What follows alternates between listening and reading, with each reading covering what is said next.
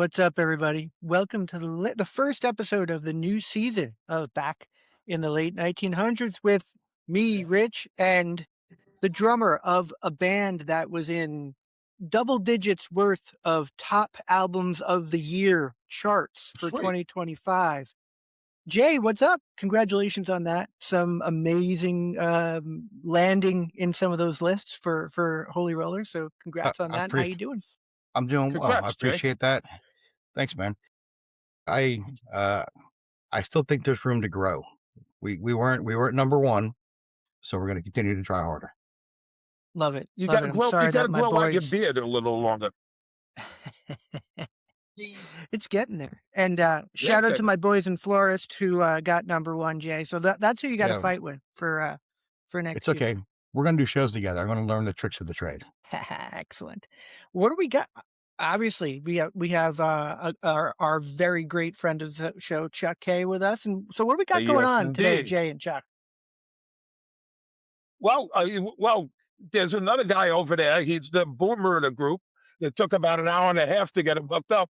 He's a good friend of mine, Pete Aschner. And Pete is legendary from a legendary store in New York called It's Only Rock and Roll that I was affiliated with throughout the Lemoore era. And, I thought Pete would be a good guest to tell some stories. And this episode will be a little less chip-centric.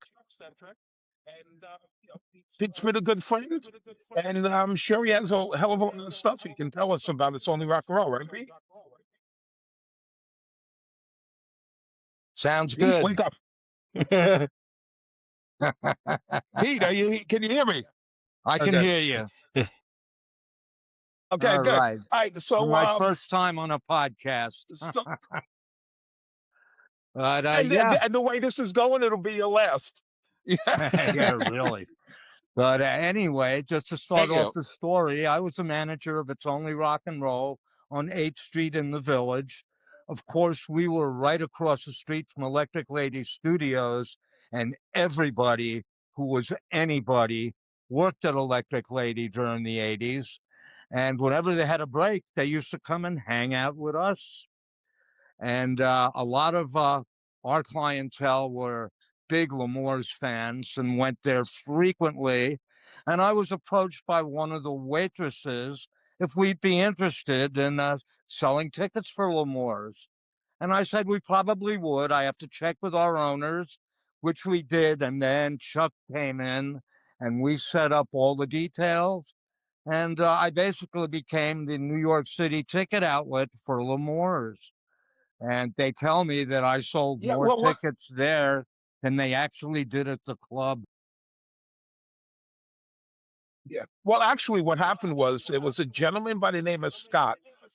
He was known as Heavy Metal Scott. Rest in peace. He passed away 3 years ago. And when Scott started, Scott Koenig, when Scott started working there, Scott called me and he goes, "They want to meet with you." So I went in, and I've been to It's Only Rock and Roll, but I didn't tell them who I am. I'm not the type of douchebag that walks in and goes, "Do you know who I am?" So I knew the store. So I went in, and Pete immediately turned on the charm, and he goes, "Let's start working together." The funny thing about it was when I first told the owners of Lemoore that I'm going to have them sell tickets, they were like, "Manhattan? Nobody's going to come to no, there's no metalheads in Manhattan." And and Pete can back me up, this was 85.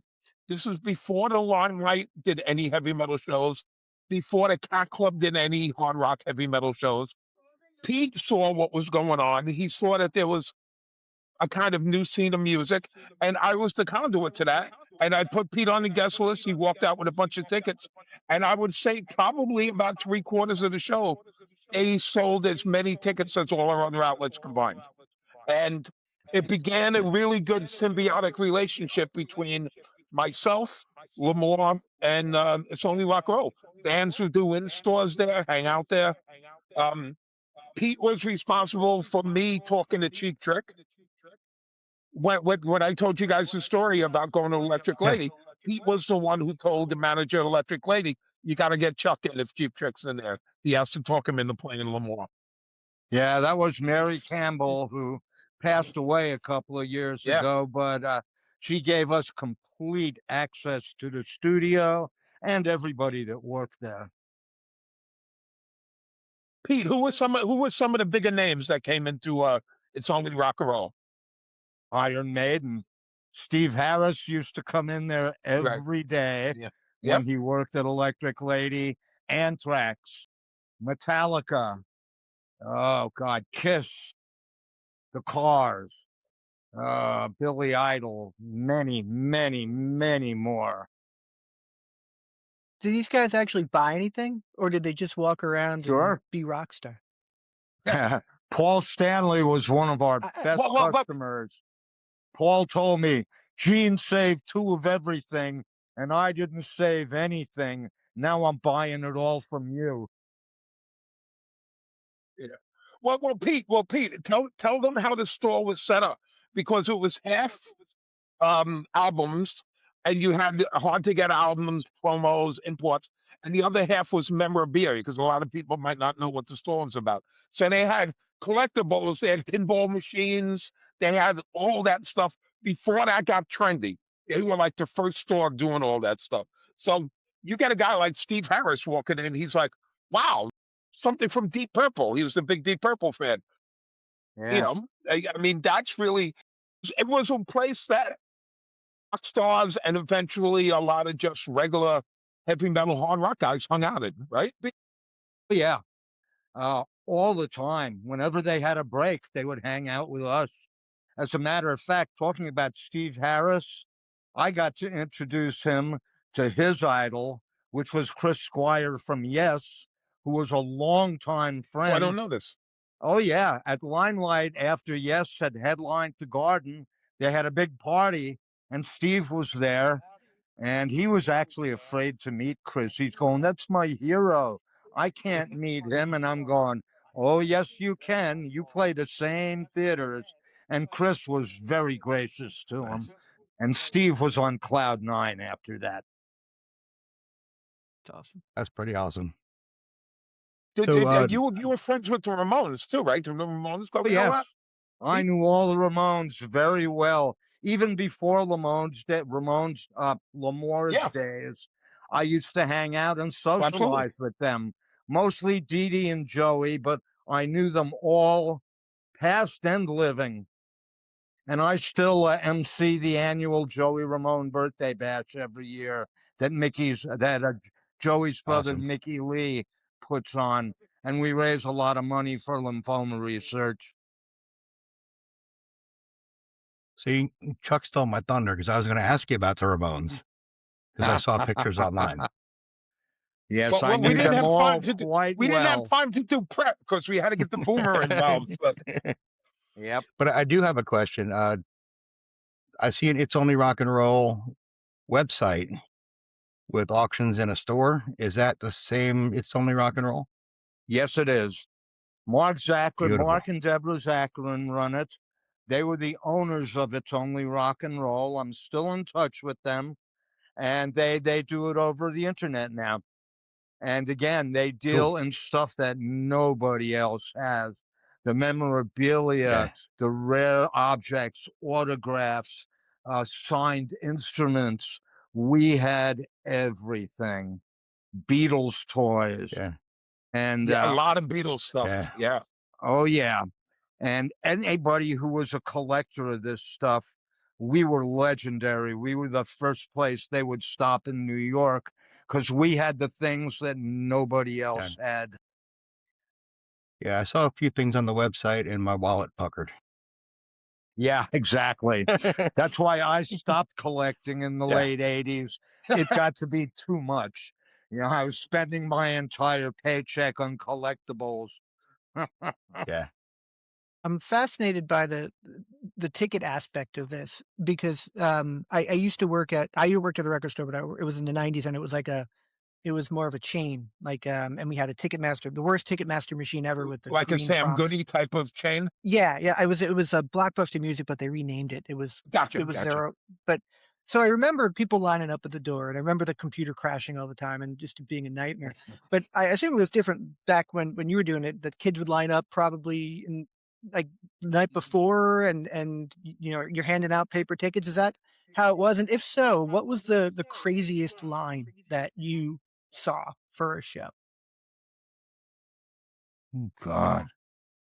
That's hard to remember. Probably when Iron Maiden played as Charlotte and the Harlots. And it was pretty funny. Because that show sold out in advance. Yeah, oh yeah, way in advance. Yeah. And, of course, they used the pseudonym because they were playing a club when they were used to playing the Garden. And I knew about it, of course, through Steve Harris and their road manager back then in the day. And it was funny because George, the owner of Lemoore, told me, I've got no guest list for this show. And little did he know, the band put me on, and my name's starting with an A. I was the first one on the guest list. And George says to me, Pete, the one time I can't make you a guest, and you're a guest anyway. Yeah.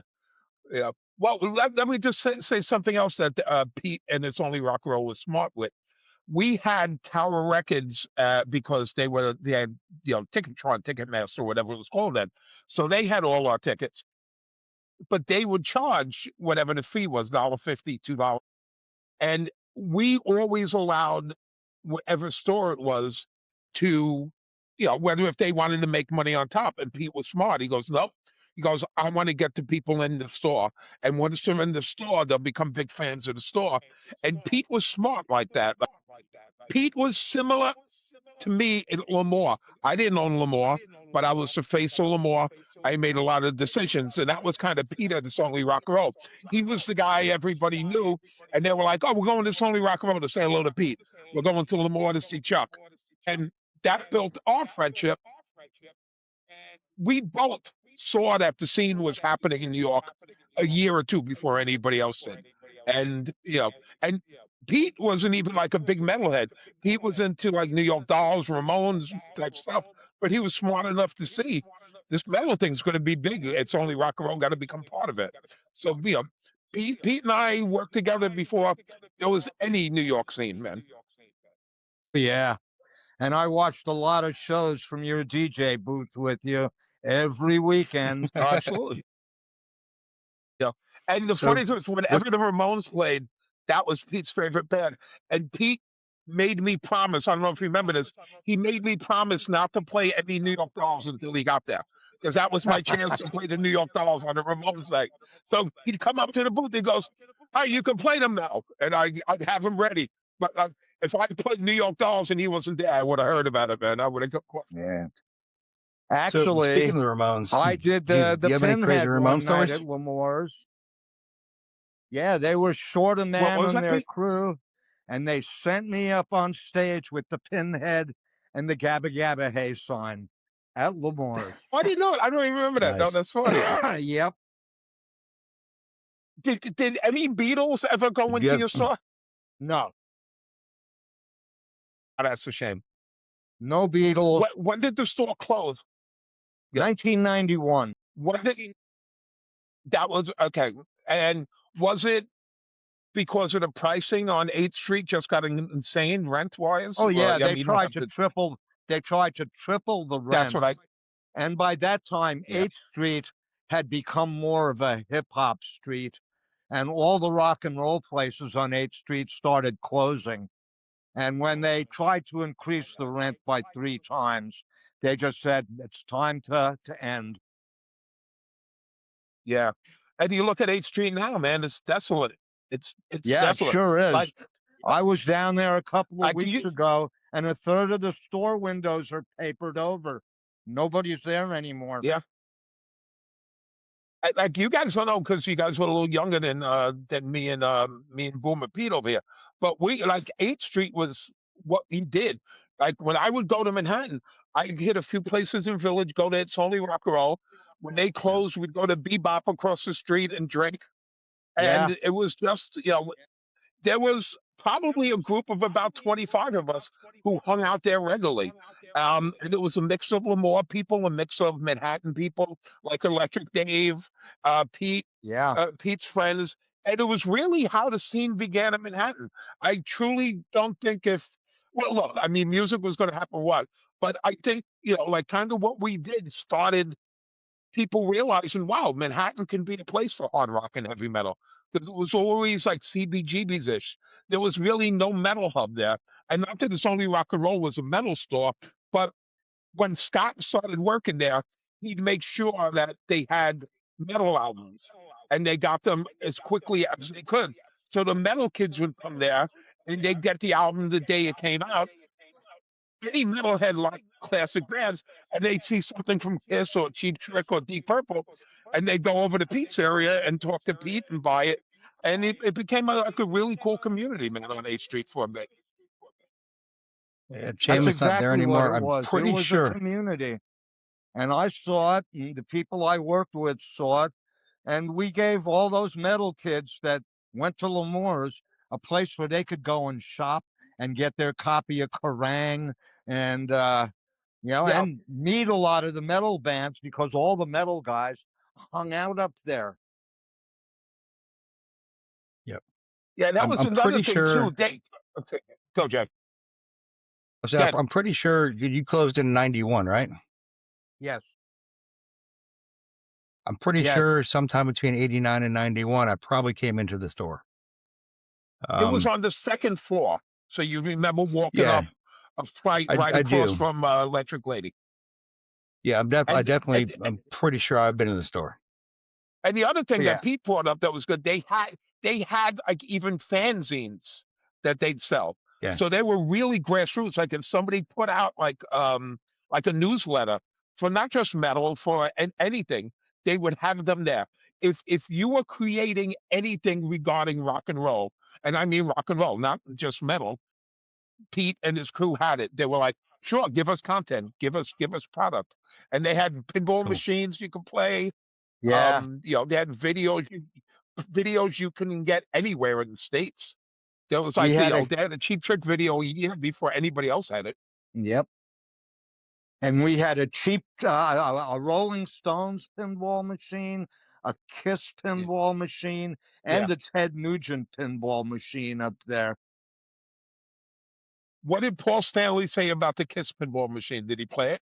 Yes, he did. Of course he did. He Of was course he did. amazed that we had it. And like I said, well, I gave him big discounts because of who he was. And the fact that he never saved any of the memorabilia and he was collecting it years later. So we took care of him. He was a very nice cat. So back to the Ramones for a second. Any crazy stories? Ramones stories? Like More than way I out can there, crazy. remember. I know there's a bunch of them. Yeah. Nights up at Joey's Pick one. house with Jerry Adams. And R.I.P. Jerry. well, yeah, R.I.P. Jerry. Jerry was the king of downtown New York for many years. He ran the VIP rooms at the Ritz, the Limelight and Rock and Roll Church Night, and many other stuff. And I was promoting with him. We did probably over 1,500 shows at various clubs in downtown Manhattan and put thousands of Nice. bands on stage. As a New Yorker and a Long Islander who was a little younger for this time, the two bands that are very intriguing to me that I know hung around that area, probably around that time, were Blue Oyster Cult and I'm a huge Lou Reed fan. Oh, Not a The Lou metal Reed. thing, well, Chuck, for but Blue Oyster Cult, both Albert and Joe Bouchard are friends of mine. I figured that you'd know those guys. Yeah. Actually, Albert plays Love with Blue the Oyster Cult. Dictators now. He's Oh, I in the didn't know he's in that. the dic. I didn't know that either. Yes, he Is that does. are the Dictators mostly still together? Like, is Dick still in Yes. the band? Is Ross the Boss, is- Andy Chernoff, Keith Roth singing, and Albert on the drums. Wow, I had no idea that he was in the Dictators now. That's It's so funny because a lot of people have no idea that Ross the Boss from Manowar and Mark Mendoza were in the Dictators. You know what I mean? It's like a little piece of history. Yeah, I it's one saw of my them not favorite that things. long ago.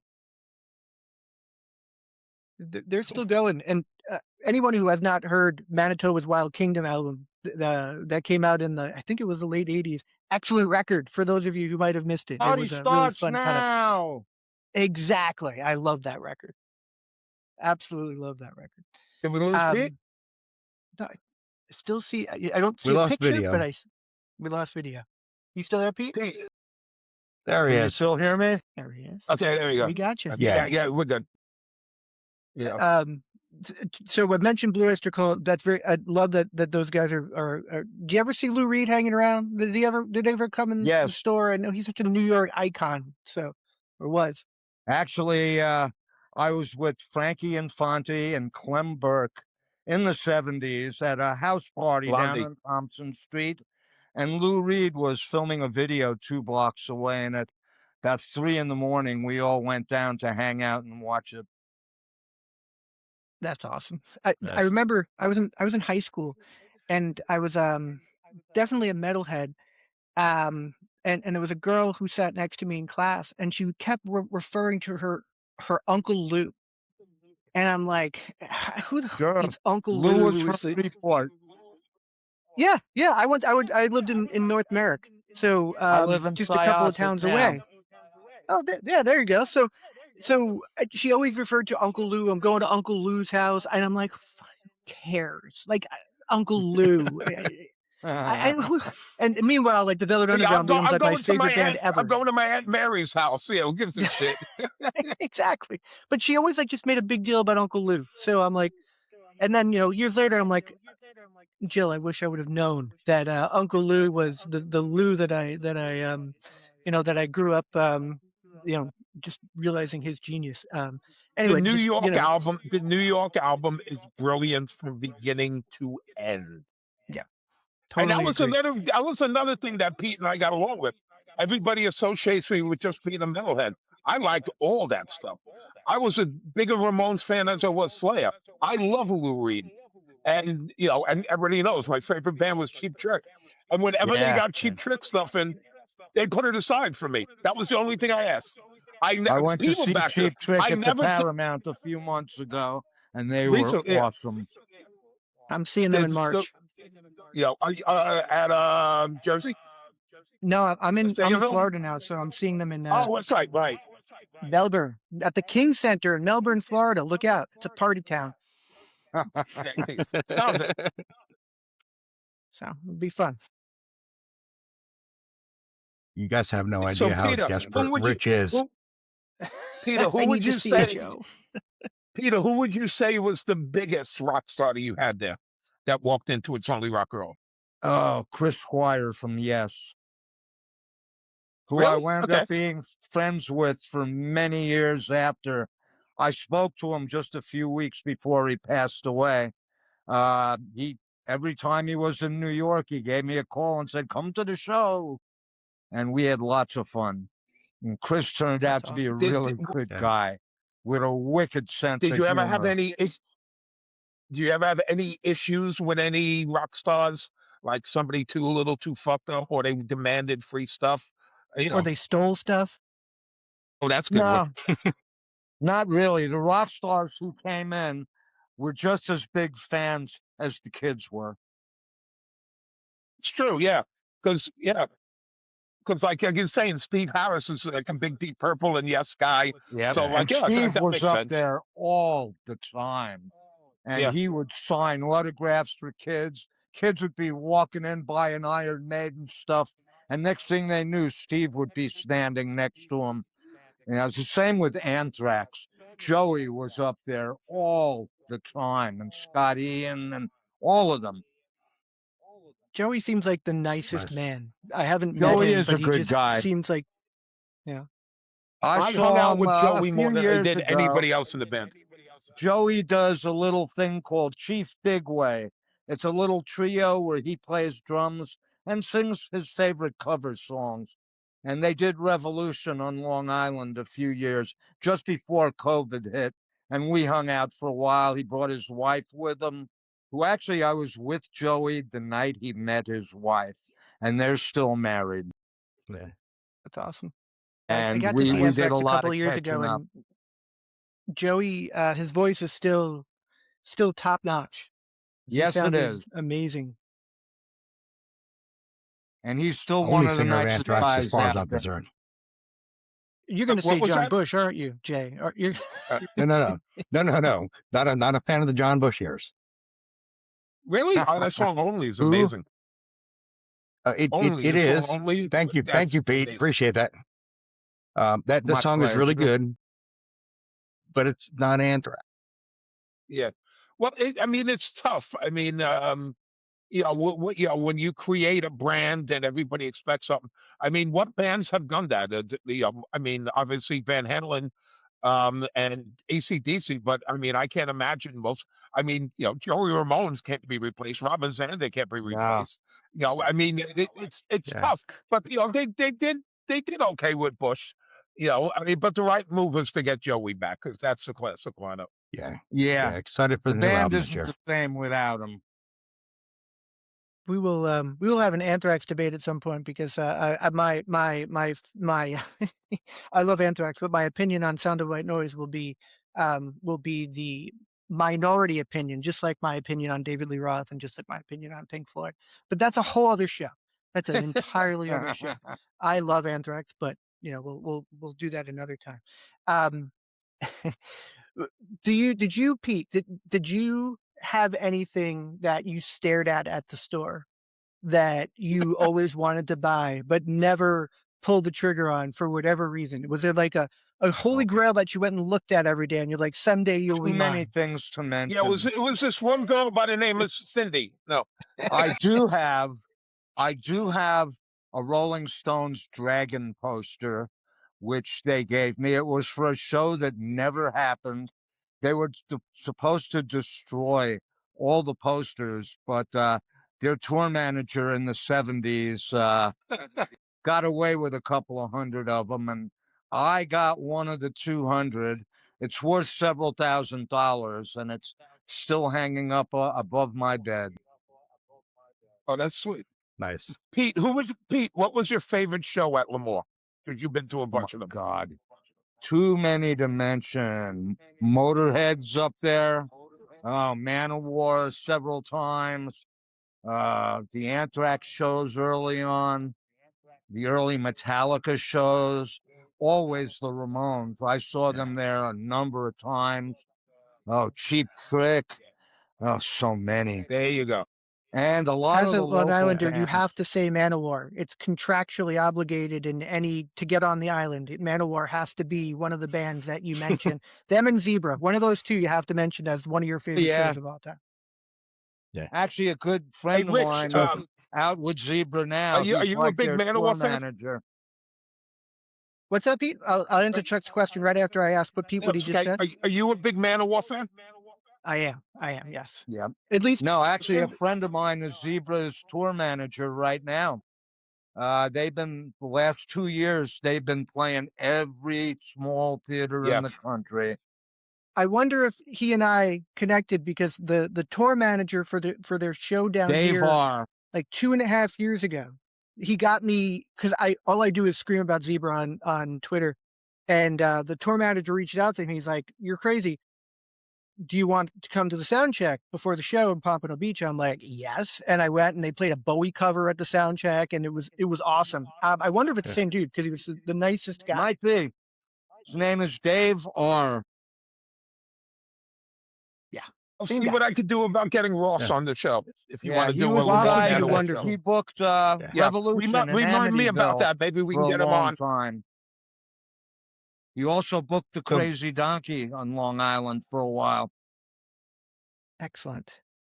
Yeah, I remember a lot of people who are a little older than me consistently sneaking out to go see Zebra play, and then other folks who used to sneak out to go see Manowar and have their eardrums blown out at the tiny club at the loudest there's possible one other show. band I got to give an honorable mention to, and that would be Kix.